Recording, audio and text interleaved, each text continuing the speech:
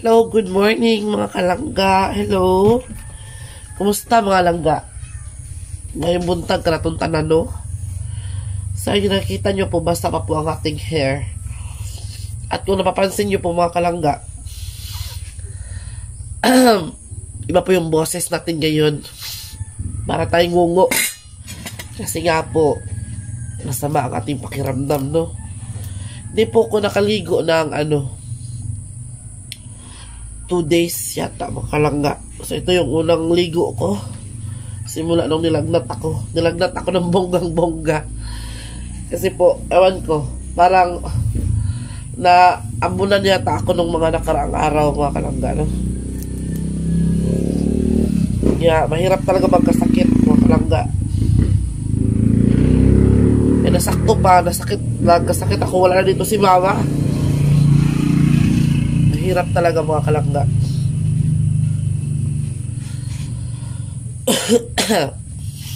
Kaya ayun, sa mga pang ikatatlong araw, parang ika-4 na araw yata ngayon, naligo ako. Napagdesisyonan ko na maligo mga kalangga. Kaya mahirap nung mas lalong bumigat ang pakiramdam natin pag hindi tayo naliligo ba. Kaya naligo ako. Ito kakatapos ko lang po. 1, 2, 3 naligo ba. Binilistan ko yung pagligo mga langga. Kaya grabe talaga yung grabe kabugnaw sa tubig din sa bukid langga. Parang takot na takot kang basa ba. Parang kapag naghuhugas kasi every morning po kasi ako naghuhugas ng mga pinggan namin mga kalangga. Yung buong gamit namin na pinggan, morning ko lang siya hinuhugasan. Kasi marami kasi kaming mga pinggan na inani ba? Mga pinggan na ganito, mga sardine. Sino yung nakaka-relate dito, mga taga-bukid, mga taga-probinsya noon? Ito yung sardine. Ito yung pinggan natin noon. Diba? So marami sila mama at sila papa dito. Kaya yung hugas ko ay 1 time lang, morning.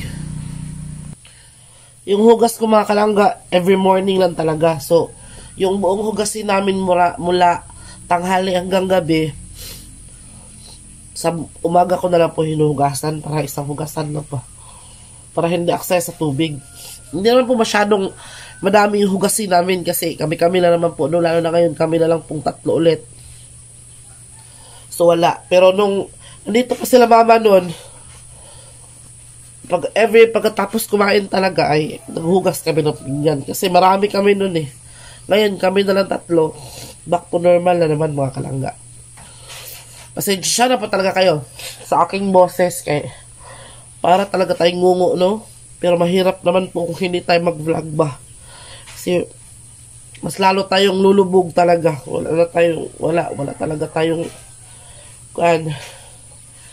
wala talaga tayong kikitain mga kalangga, no? Meron pa naman tayong pinagawa na kusina. Kaya kailangan natin magtrabaho, kailangan natin mag-vlog.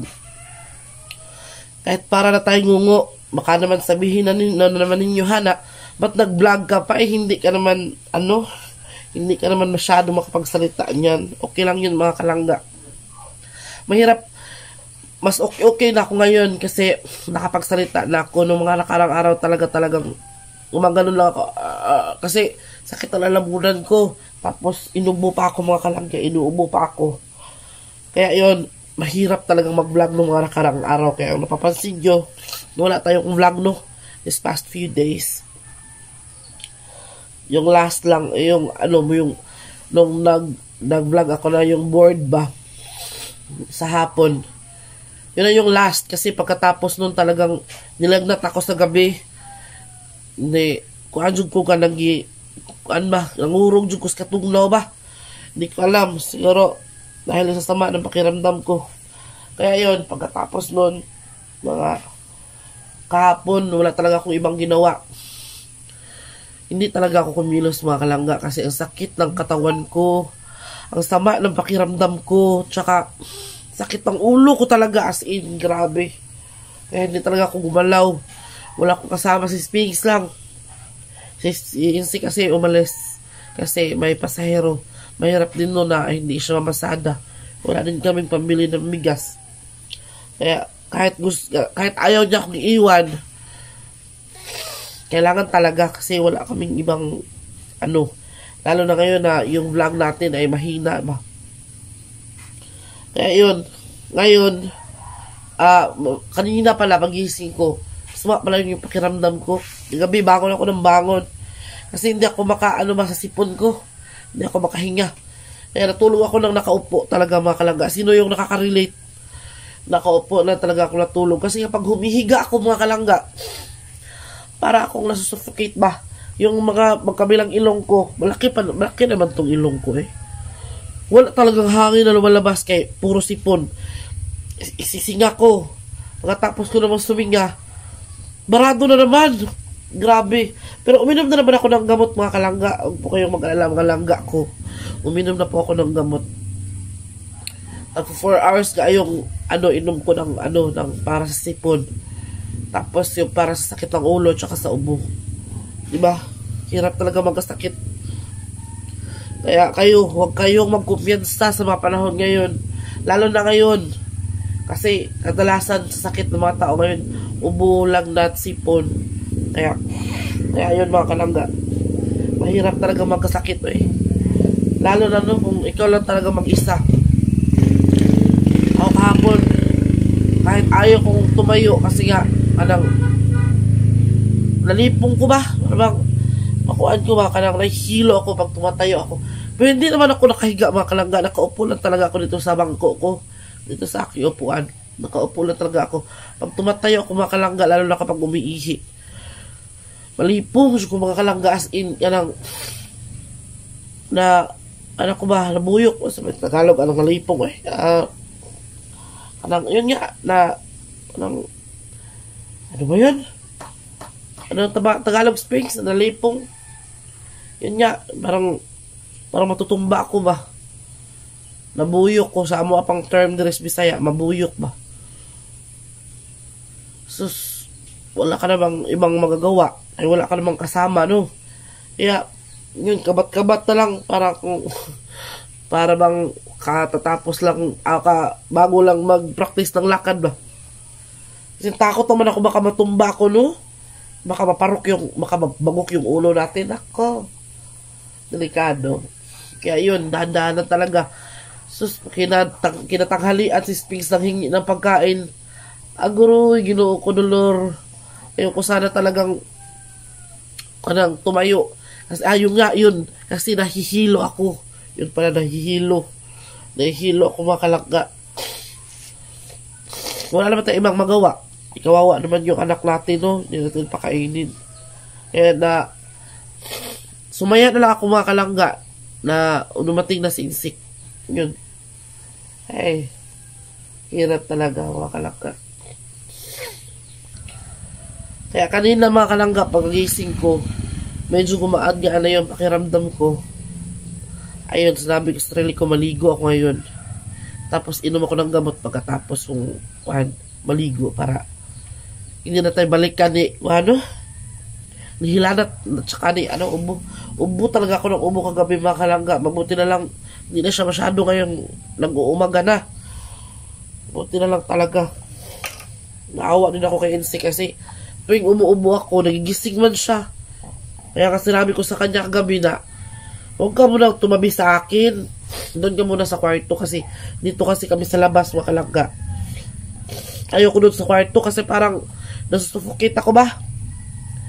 Kaya sabi ko sa kanya, doon ka muna sa sa kwarto, dito muna ako. Kasi naawa ako sa kanya ba? Kasi kapag umuubo ako, kasi siya, nagigising. Kaya, yun, mahirap talaga magkasakit, no? Yan mga kalangga, kaya ayan, ito. Kaligo na ako, dami ko nang nainom ng gamot, oh. Dami na yung mga ibang pakpak na tapon ko na. Yun. Magbe-breakfast tayo mga kalangga, pero ibang klase yung breakfast ko ngayon. So hindi na talaga ako nagbe-breakfast mga kalangga, no? Simula nung wala na dito si mama. Kahit doon dito pa si mama, hindi na ako masyadong nagbe-breakfast. Ito lang yung breakfast ko, papaya mga kalangga. Hinog kasi siya. Maganda siya pagkahinog kasi hindi siya masyadong malata. Kaya, it's good for the body. Yan yung ano ko. Ay, saan kaya yung aking kutsilyo? Ika lang. Ha? Ito na yung mga kalangga, oh. Mga langga. Our first meal of the day. Nakita ko sa inyo kung gaano siya ka. Kumain naman yung si Papa ng lugaw. Si Papa tsaka si, ayan, oh. Diba mga kalangga, oh? Diba? Oh. Kasarap. Aray, kinoko. Kasarap yan mga kalangga. Yan o. Hi. Ayan, kararating lang po na insik mga kalangga. Ayan o. Good morning. Kalami naman dyan. Diba? Kalami mga kalangga. So ito yung meal of a day. First meal of a day mga kalangga. Ito yung agahan natin, no? Ito yung breakfast natin mga kalangga.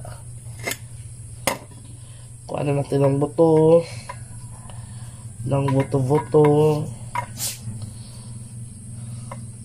Ito naman buto mga kalangga. Ibibilad siya sa araw. Pwede naman siguro din na ibilad na insect, no? Itanim na lang siya diretso. So, sabi nila, masarap, maganda daw pag binilad mo na sa araw. Natuyo ba? Saka itanim. Ito yung buto niya, oh. Grabe, no?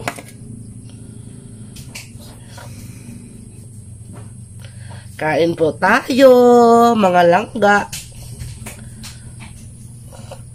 Masarap talaga siya, mga langga, eh. Masarap na masarap talaga siya. Ang papaya, mga langga, lalo na kapag hinog sa punuan. Kasi kapag hinog sa punuan, mga kalangga, yung sweetness niya, yung juiciness, ay nandun pa rin. Hindi bitaw yung napugos lang, yung parang napilitan lang sa pagkahinog. Diba? Kasi kain ka. Sa'yo tong isa. Masarap siya mga kalangga talaga. Press all.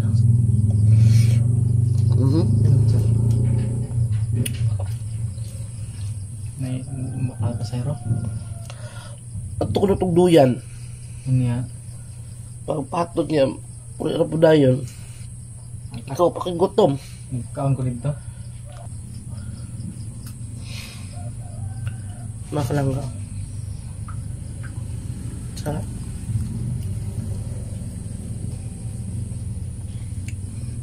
So, ito na yung breakfast ko mga kalangga. Nakakabusog kasi siya mga kalangga, pero madali din kang gutumin.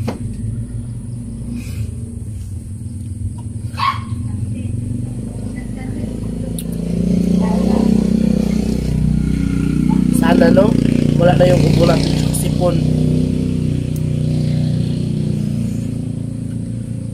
Pasensya na kayo talaga mga kalangga na nag-vlog tayo na para tayong ngungu minsan ba, no? Okay. Wow, see? Kita niyo yan. Yay. Tumulo pa. Yan, no? Napaka-juicy. Marami siyang, duga, mga kalangga. Napakasarap.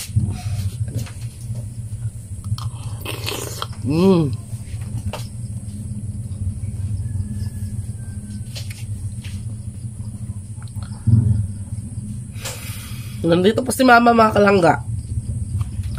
Marami akong kukumpetensya sa papaya. Kaya mahilig din yun sa papaya, si mama at si Angelo.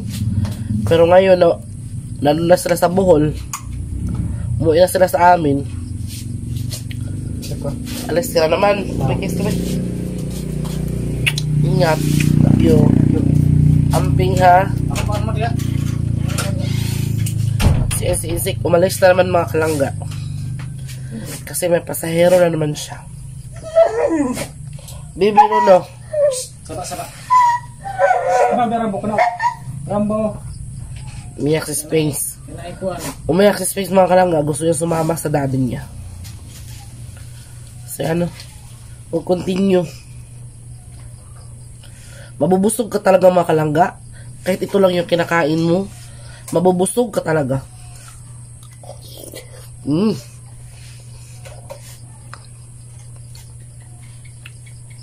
Masarap. Masarap.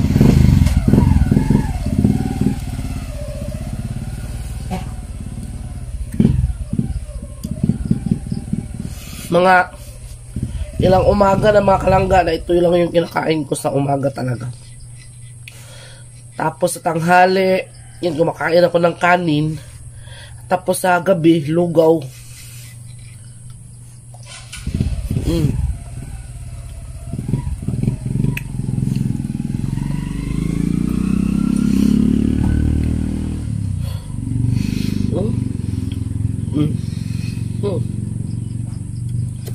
Ubos. Sarap talaga siya mga kalangga.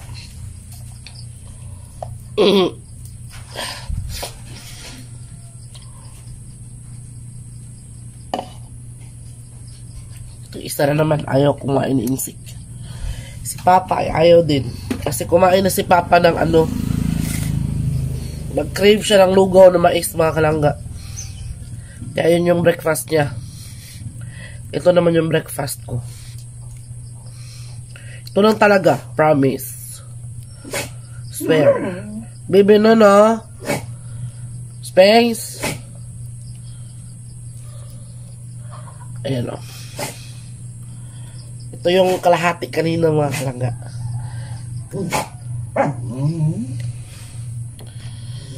So, so shout out po tayo kay Auntie Josie.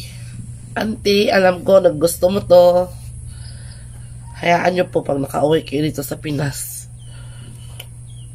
Shout out also to Ate Aruba, to Mama Ricar, and meron nagpapa-shout out dito si Ma'am Vicky Sylvester. Teka lang ha. Vicky Silvestre. Vicky Silvestre. Shout out diri sa May San Valenzuela City, Manila. Pero lagi daw siyang nanonood sa vlog natin mga kalangga. Hi to Ma'am Vicky. Thank you po sa palaging panonood sa mga vlog namin. Pasensya na po kayo sa boses ko, ma'am. Okay. Ano talaga? Isipon o giubo. Silangga. So, let's continue, no? Busog na ako dito mga kalangga. Ang next meal natin ay sa tanghali na siguro mga 12.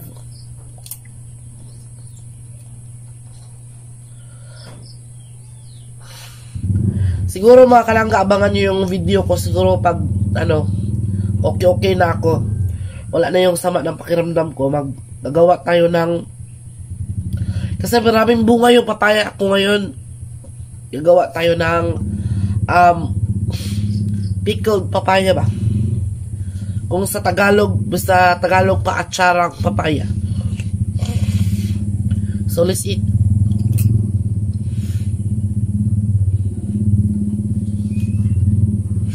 Kain tayo, mga kalangga.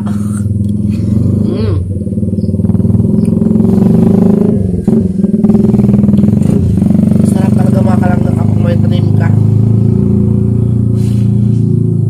Pero dito sa bukid mga kalangga, no worries, kahit wala kang tanim, nagbibigayan naman ng mga tao dito. Minsan yung mga kapitbahay namin, kapag gusto nilang humingi ng papaya, pwede silang kumuha anytime. Yung iba nga ay hindi na nga nagpapaalam, no?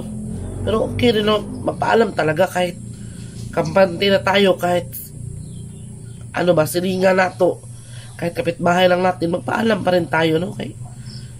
Sign of respect, ito.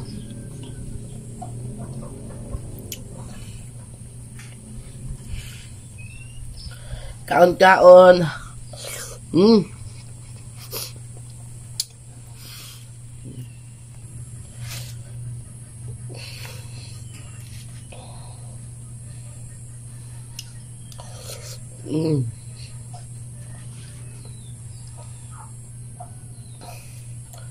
Maganda sana mga langga kung nagkasakit ako nung nandito pa si mama. Kaya may mag-alaga ba, no? Ang sarap talaga sa feelings pag inaalagaan tayo ng mama nato, no?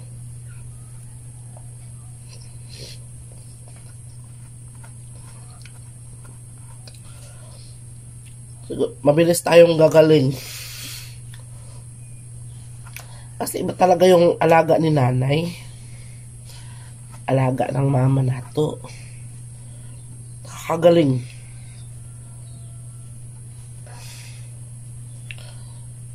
Lalo na kapag, alam nyo mga kalangga, kapag naaawa lang talaga ako kapag hindi naman ako nagpapahilot ng hard no kasi kawawa naman si mama. Kapag hinahaplasan niya ako sa likod, dito sa may dughan, kanindot naman lagi sa akong feelings mga kalangga. Sarap talaga sa feelings kapag yung nag-aalaga sa atin, mahal na mahal tayo ba? Yun bang alaga na may pagmamahal. Sarap talaga, na-miss ko yun kay mama. Kasi dito kapag medyo inuubo ako, sabihin kasi ni mama, aray dire kaya haplasan ti ka. Gumaganon pa si mama. Ayun, hinahaplasan ako. Sarap talaga sa feelings. Ay, nakaka-miss.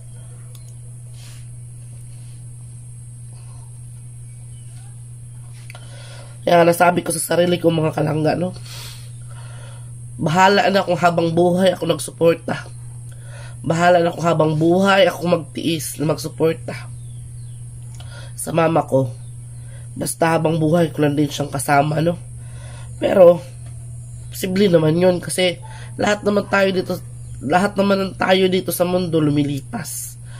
Kaya pinagdasal ko na lang na sa habaan pa niya ba yung pagsasama namin ng mama ko. Kasi ewan ko na lang talaga.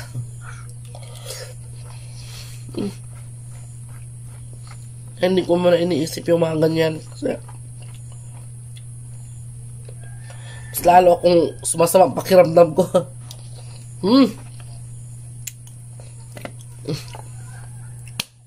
Naubos na, oh.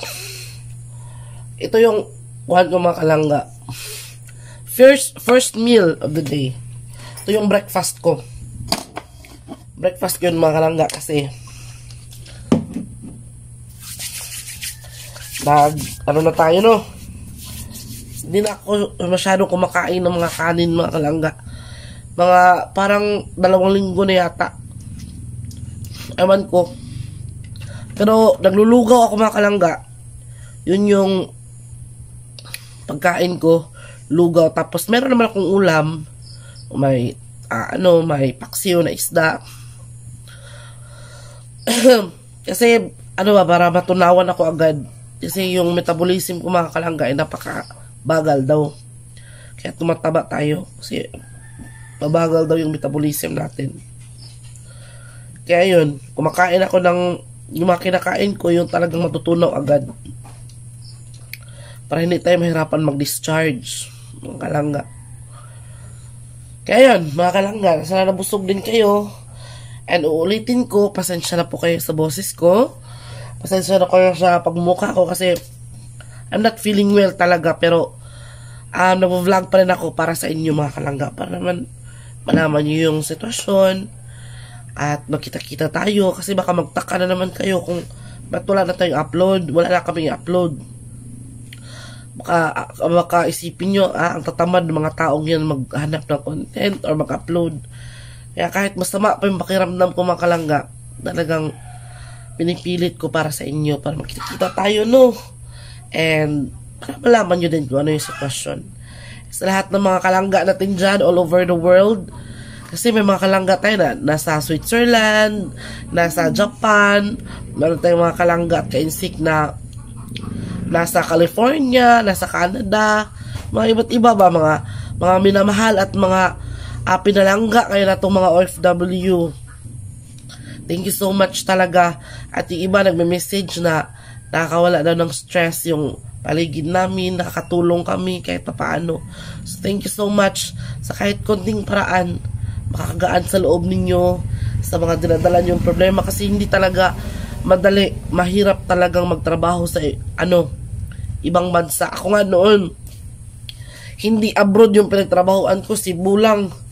Pero talagang yung lungkot na mararamdaman natin every time na matutulog na tayo, every time na yun bang nag-iisa lang tayo, yun ba doon natin maramdaman yung grabing lungkot, grabing miss sa mga naiwan natin doon sa atin ba. Okay, ayun, intindihan natin yung ating mga minamahal na OFW. Saludo po talaga ako sa inyo na talagang basta sumikap kayo para sa pamilya kahit malayo kayo sa mga pamilya ninyo. Kaya mga kalangga, hindi na natin pahahabain pa at medyo mahaba na talaga ang ating vlog ngayong araw na ito. So pagpasensyahan nyo na po at magkita-kita po tayo sa susunod. Siguro kapag ma-okay na ako, gagawa ako ng pickled papaya o yun yung atsarang papaya mga kalangga. Kasi plano ko na yun na mag-vlog ako na gagawa ako ng pickled papaya, kaso lang yun nga, sumama yung pakiramdam ko no, nasakpan or nahuli tayo ng lagnat. Kaya yun, sana gumaling na tayo ng tuluyan, and mag-ingat kayo lagi dyan. Kapag alis ng bahay, magdala ng payong, sombrero, or kahit ano na shield natin sa ulan o sa kahit anumang init na yan. So hanggang dito na lang po vlog natin. Thank you so much po ulit sa panonood. Sana po okay lang kayong lahat dyan. And mabuhay po tayong lahat mga kalangga. Ang sarap ang buhay. Thank you so much and God bless. Bye-bye po mga kalangga.